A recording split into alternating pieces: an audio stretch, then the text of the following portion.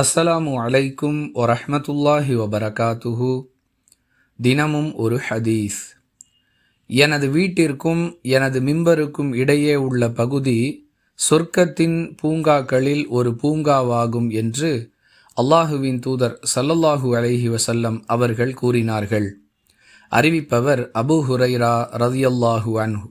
நூல் புகாரி, ஹதீஸ் எண் 1888.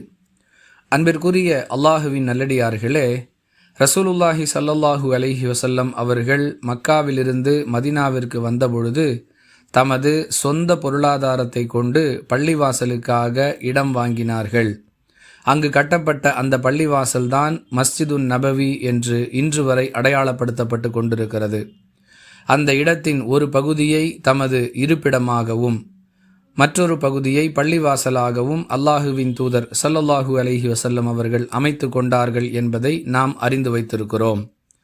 தமது வீட்டிற்கும் தமது மெம்பருக்கும், மெம்பர் என்றால் என்ன என்பதையும் நாம் அறிந்து வைத்திருக்கிறோம்.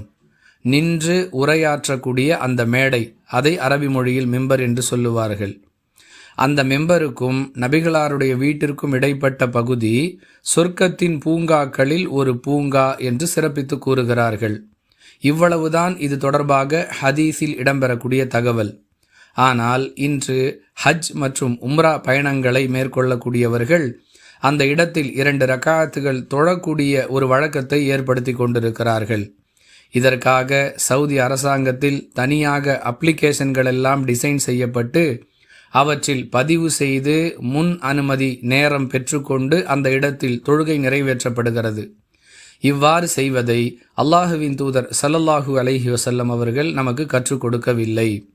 இன்னும் சிலர் இதை நியாயப்படுத்தும் விதமாக, பள்ளிவாசலில் தொழுவது நன்மைக்குரிய செயலாகத்தானே இருக்கிறது, அதை எப்படி தவறு என்று சொல்லுகிறீர்கள் எனவும் கேட்கின்றனர்.